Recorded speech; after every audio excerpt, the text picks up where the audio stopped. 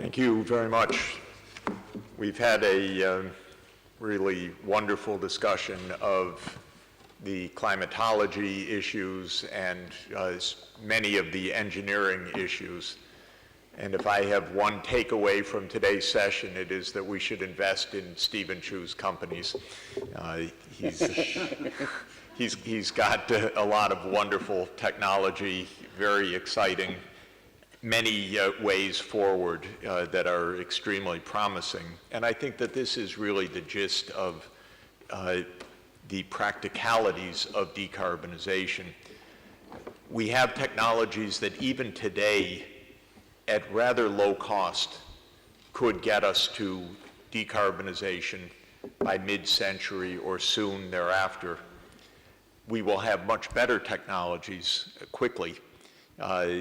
By quickly, I mean within the next 20 years, that will dramatically reduce energy systems costs, improve efficiency, and enable managing the energy system at essentially zero or even potentially negative emissions. But we are not on that trajectory at all right now. And it will not happen by itself. And it will not happen without a tremendous change of politics, which is what I will talk about mainly today. So a basic point, we're at the end of the story, as the IPCC report has noted, for the 1.5 degree threshold. And I won't belabor the point that 1.5 degrees is not a safe threshold in any sense. It's not the boundary of safety and not safety. It's well out of our range of experience. It's well out of the Holocene, and we've already heard why it could be extraordinarily dangerous. I remember that the day that the Paris Climate Agreement was signed, I was with my colleague in Paris, James Hansen, and I went off to make a press statement about how wonderful the agreement was. And he went off to attack the agreement as recklessly irresponsible. How could anybody believe that 1.5 degrees was safe, much less 2 degrees, and that the whole thing was a sham because we're outside of safety? I think we should take very seriously that point of view for the reasons that John explained and Professor Wadhams explained. We're outside of the bands of civilization now in climate, and the feedbacks could be quite devastating.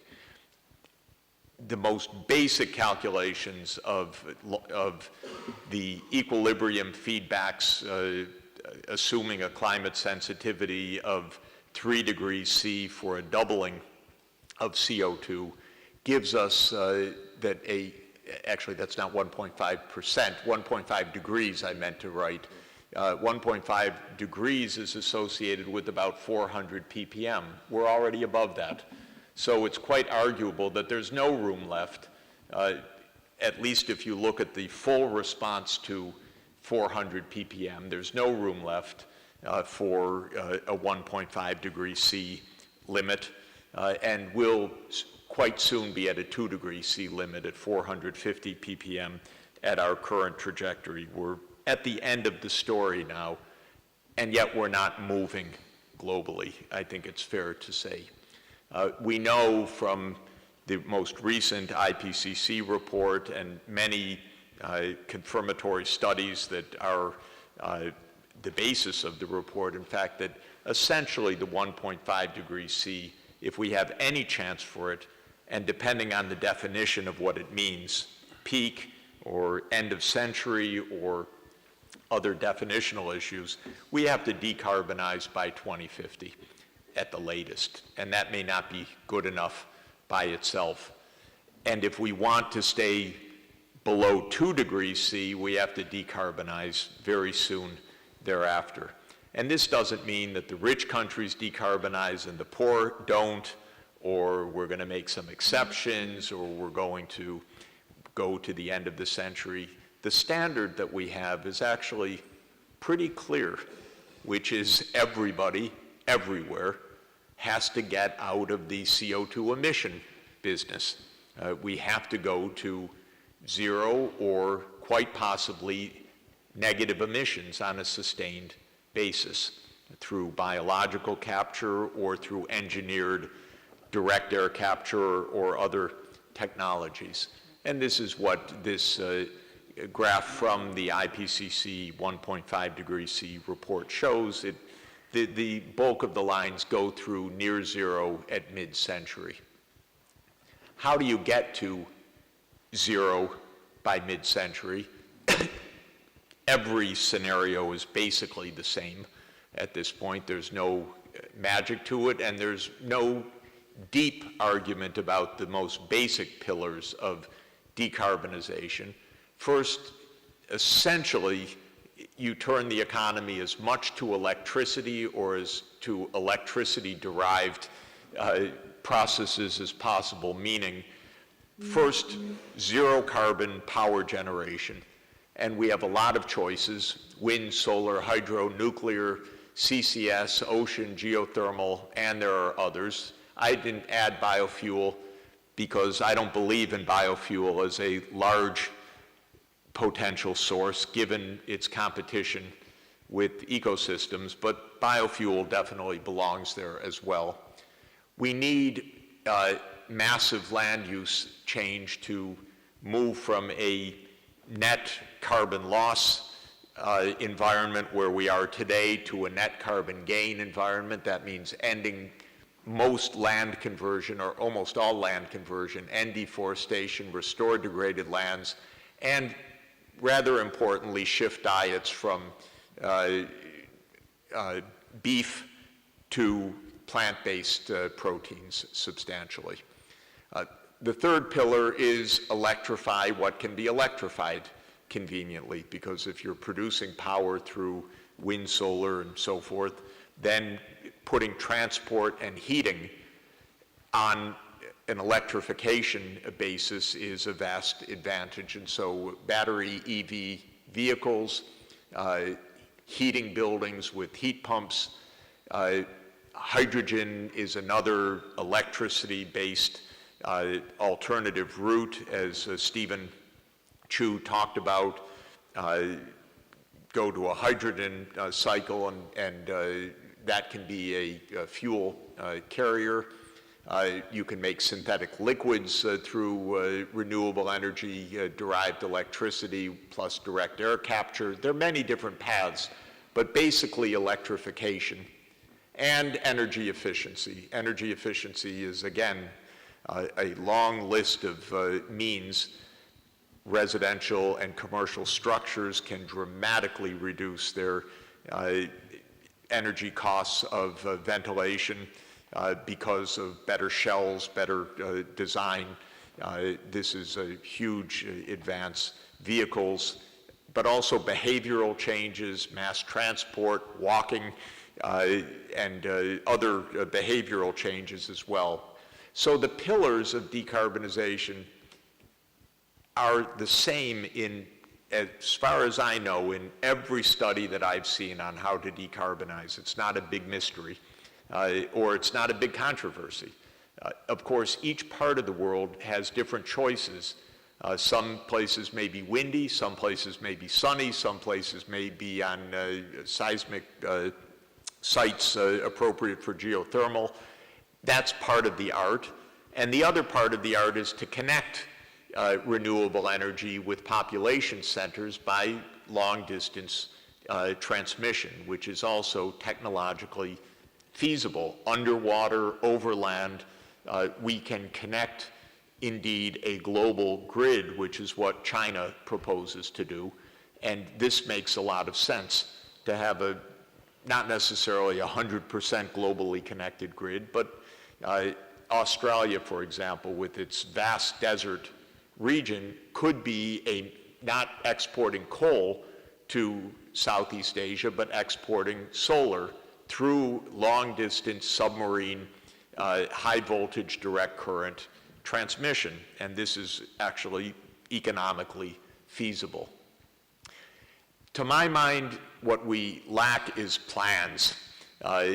Almost everywhere in the world. The only place that really has scenarios fully elaborated are the Scandinavian countries. You might say big surprise. But they think ahead, they plan ahead, they have pathways to 2050. The United States government has never made a plan because it's politically inconvenient to make a plan. We had Stephen Chu as our Secretary of Energy. We had one of the most brilliant people on the planet in this business. He could have made a plan. It would have taken him a few days to sketch out a good plan. I can't speak for Secretary Chu, but I will interpret. He wasn't asked to make a plan. The White House would have been aghast at the idea of his making a plan. Think of how many lobbyists would have been up in arms. Think of how much pressure. Think of all the problems. We don't have a plan. We don't have a strategy. And it is not an accident. It's not because it's not possible. It's because it's not been asked. To make a plan, there should be some bright lines, I think. There should be no more new coal-fired power plants built anywhere. But there are dozens, even hundreds, that are being built right now or that have been approved and for which ground is being broken. China is financing and building dozens of major coal-fired power plants in Pakistan and Bangladesh and in China. So this is devastating to a decarbonization agenda. That is 40 or 50 years for these plants, and that eats up the 2°C budget. It destroys everything. So this is a very simple principle. We do not need any more oil and gas exploration. We don't need deep sea exploration. We don't need Arctic Circle exploration. We need to strand half or more of the oil and gas that we already have. And we have a tremendous amount of low-cost, very low marginal cost oil and gas in the world that could provide all the remaining carbon budget as we phase down to zero by mid-century. So anytime you hear Exxon or Total or anybody saying, we're exploring, the first impulse should be, you shouldn't be. And if we're doing this right, all of that is wasted effort.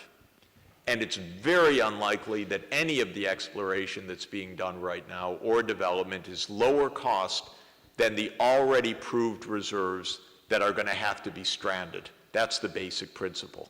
It's almost surely wrong to be doing new exploration and development.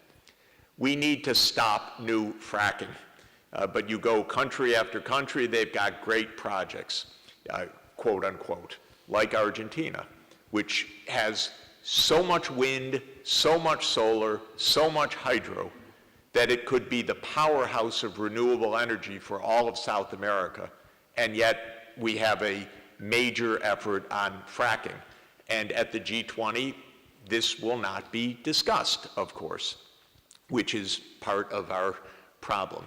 We don't need new pipelines because we need to be phasing out what goes through the pipelines. So all of the pipelines, Keystone, which was just stopped again mercifully by a federal judge in the United States, Trans Mountain Pipeline and so forth, are terrible projects and shouldn't be built. We should not have internal combustion engine vehicles after 2030. The only surviving niche for internal combustion engine personal mobility would be if somebody proves that you can make synthetic liquids and use internal combustion engines more cheaply than renewable energy and battery-operated vehicles. And it's very unlikely to be the case, but that would be the only exception. Fortunately, now we're seeing the major European producers massively scale up the EV production plans, as we saw, and China is massively scaling up electric vehicle production plans. We know that we have to reduce beef consumption. By the way, this is not merely a matter of us changing habits in Europe or the United States or in Argentina or elsewhere. It is also simply not having China become a big beef-eating society as incomes continue to rise, because that's stopping behavioral change. That is not meeting behavioral change. A lot of the worry about the massive rise of beef consumption is the growing share of China's role in global beef consumption, and all of the soybeans that are being purchased from Brazil for that purpose, absolutely wrecking Brazilian biodiversity. First in the Cerrado, which is being completely denuded of biodiversity, and then in the Amazon margin. Investors need to divest from oil and gas and coal industries and projects. I will explain in a moment, we need to be suing the oil companies everywhere until they confess to their bad deeds, because they are not good behaviors, and they are continuing to make a huge problem. And we need to connect renewable resources with population centers. That means transmission lines, and that is a public good. So I think it should be on 10 commandments. That was the best I could draw the tablets. But I would say that we need the 10 climate change commandments, and that these should be very simply put: thou shalt not build new coal-fired power plants, thou shalt not develop new oil and gas, thou shalt not do new fracking projects, and so forth. Keep it simple and keep it very clear, and not a big confusion. We don't know what to do, we don't have the technology, we don't know how to move. It's not true. What is true is that we have incredible incumbent power. So what is the problem? The problem is not the lack of alternatives right now. The problem is the oil and gas incumbency and coal. Part of that is a kind of innocent momentum. The whole world economy grew up on fossil fuels.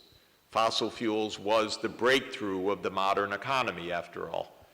Without the steam engine, there was no industrialization. Without oil and gas, there was no 20th century economy. This is clear. Without fossil fuels, we would be living at subsistence.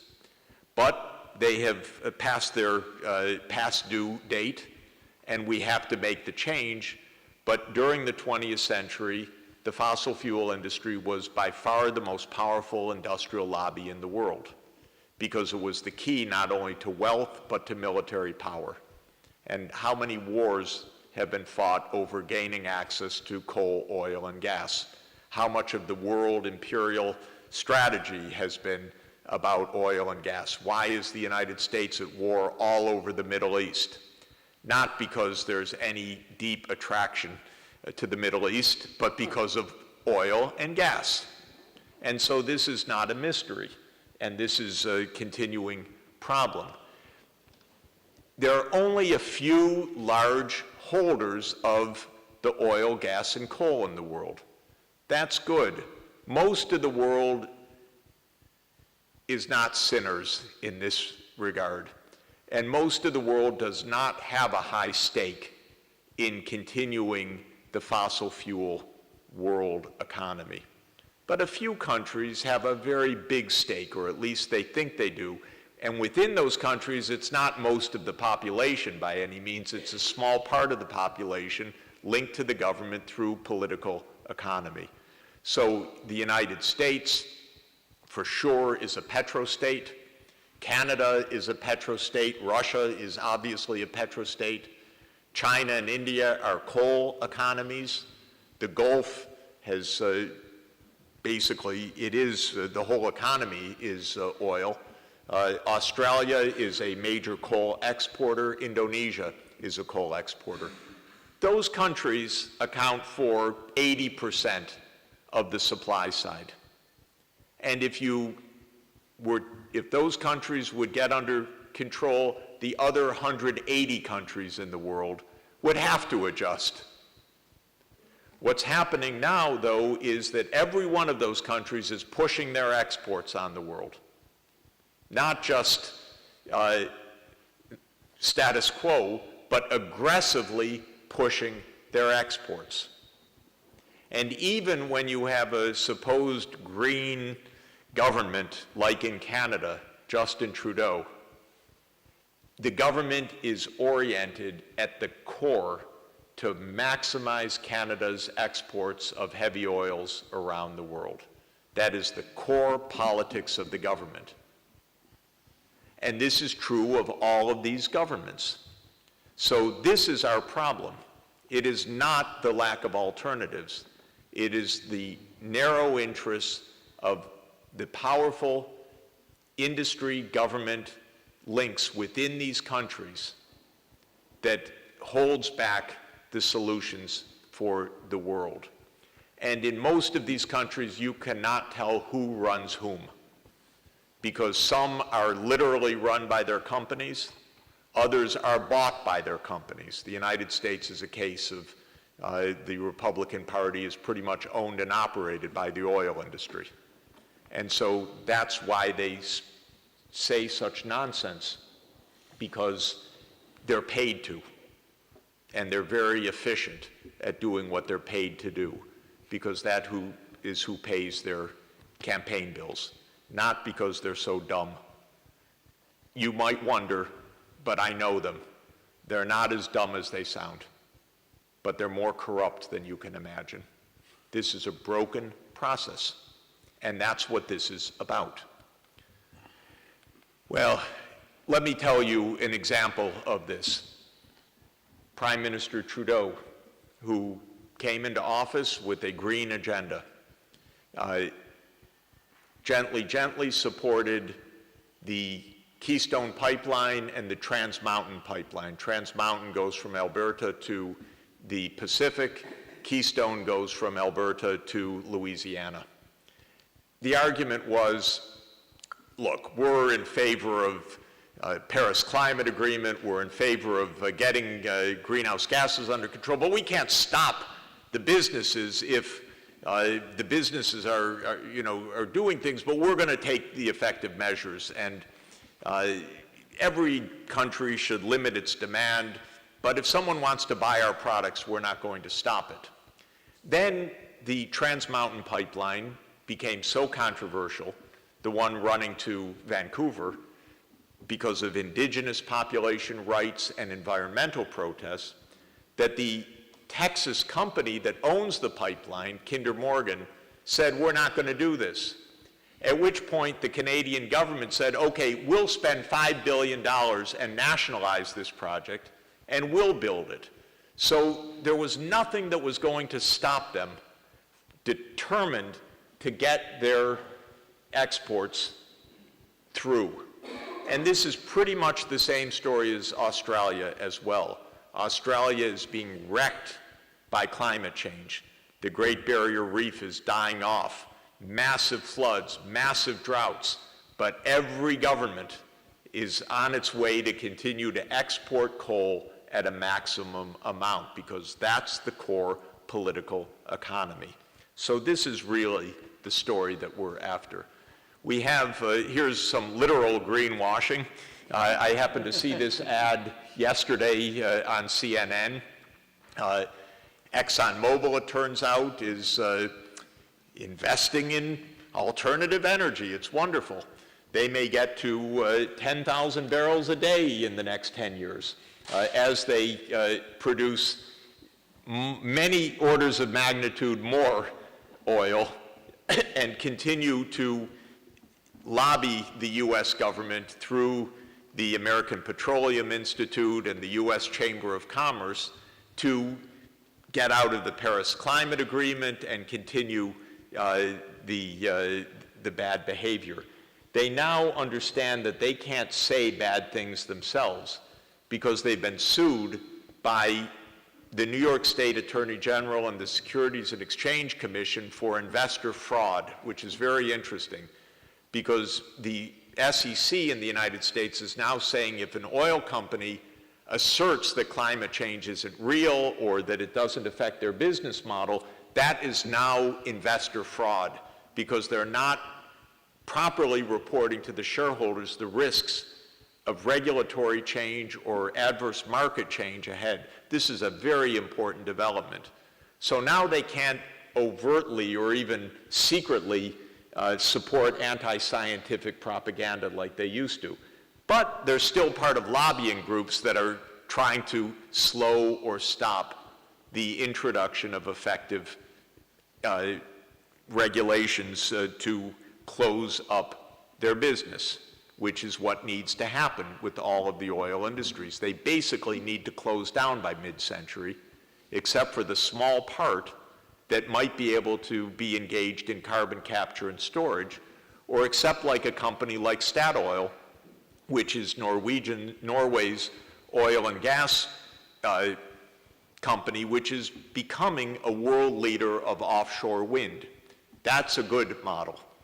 But there is no model viable for the planet in which these companies continue to do what they do. And they have to go out of business, basically. They don't quite believe it.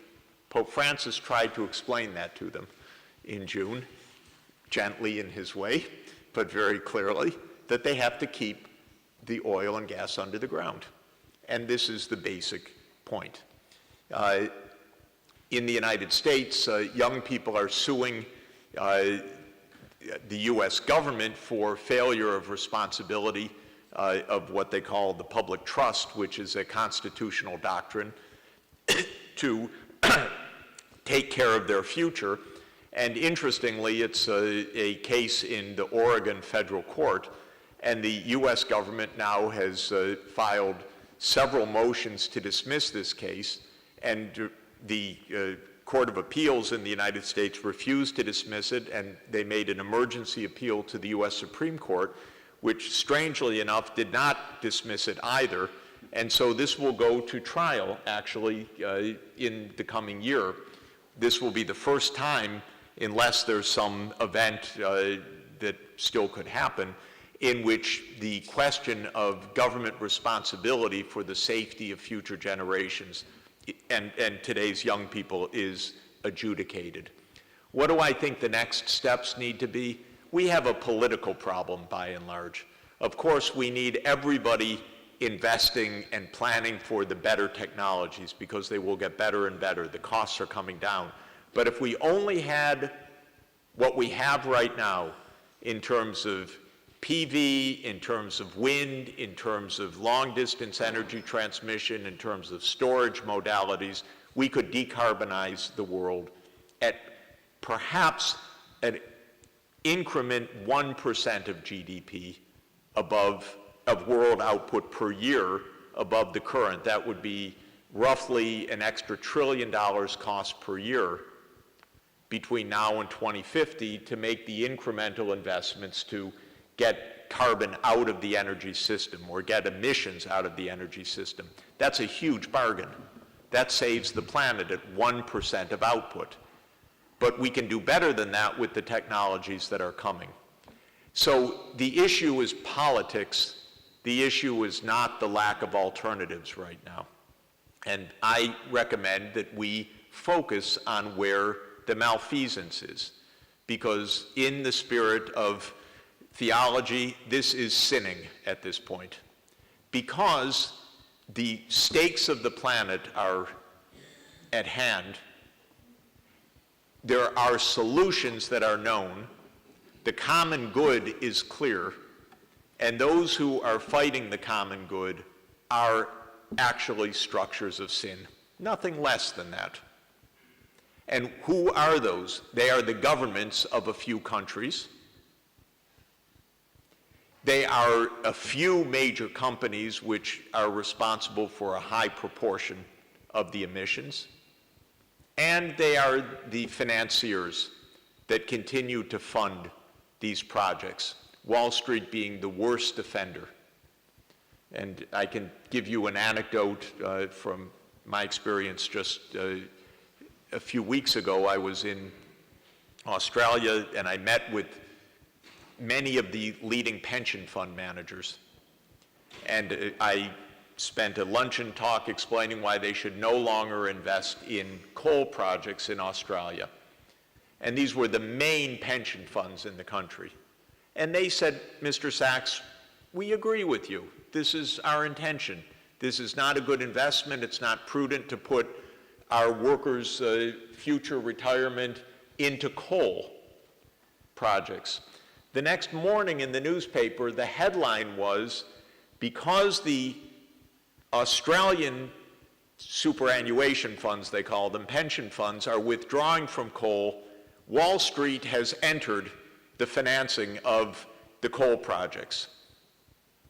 And you see, this is the arbitrage of global capitalism, that as long as there are some who are ready to do the dirty deeds, then even if most don't, they still occur. And right now, Wall Street is absolutely without responsibility.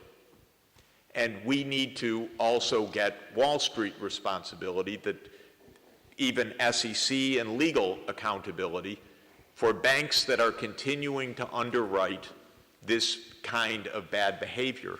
And these projects, they need to be found legally and certainly morally culpable. And this has not yet happened as dramatically as it needs to happen. So first, identify the barriers. Second, very clear lines of what is acceptable and what isn't acceptable. The Argentine people should know it's not acceptable to have fracking as a new program when you have Patagonian wind and Andean solar and Atacama, Andean hydro and Atacama solar that is enough for the whole continent, in fact. And so this is clear lines. And then finally, it would be a very good idea to put a tax on CO2, which, to give you the numbers, just to keep in mind, the energy-related emissions of CO2 worldwide are about 35 billion tons. It's usually said that the cost of carbon we need for this transformation is something like $40 per ton. So if you applied that as a gross number, not as a marginal number, it's 40 times 35, what is that, 1.4 trillion, if I've got that right. And that's a lot of money. That's enough to finance a lot of the early stage transformation. It's a lot to help poor countries to adjust to the transformation, to face losses and damages from ongoing climate disasters, which is not done currently. And so the financing is not that hard. And to give you one more denominator that's useful for the economics of all of this, the world output today is about $100 trillion a year. So it's not quite that, and depending on the definition, it's either over or below, but you can use that as a denominator. 1% of world GDP is about $1 trillion, and you can see that a $40 tax on CO2, which would be 4 times 350, would be 1.4 trillion. It's maybe 1.4% of world output, which is an utterly manageable kind of collection. We have no economic barriers. We have no fundamental technological barriers. We have basically political barriers, and that is the bottom line. I wanted to show you one more thing that I skipped. There's a project in China which I admire called GuideCo, which stands for Global Energy Interconnection Development Cooperation Organization. So it is the idea, led by the China state grid, of connecting the quality renewable energy reservoirs around the world and using long-distance transmission to make sure they reach the high population centers. By having long-distance interconnections, you smooth intermittency, daily, seasonally, minute by minute. And so there's a good case for interconnecting high-quality solar in the Sahel Desert and the wind in North Africa and other forms of intermittent energy, and to bring them to population centers with long-distance transmission lines. This is just one example of a global model that is a coherent vision of how the investments could be made to meet the energy needs and to get emissions to zero by mid-century. Thank you very much.